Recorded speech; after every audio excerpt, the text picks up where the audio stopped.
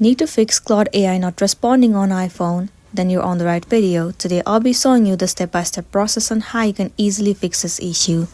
So the very first thing is move into the settings of a device. Inside the settings, head over to General and then move into iPhone storage. In this page, you need to search for the application Claude AI. Once found, click on it. Tap on Offload App.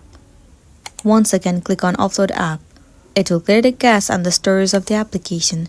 It will also remove all of the unwanted bugs and make your application run smoothly. Once uploaded, now the next thing you want to do is tap and hold the assistive touch and then click on Restart.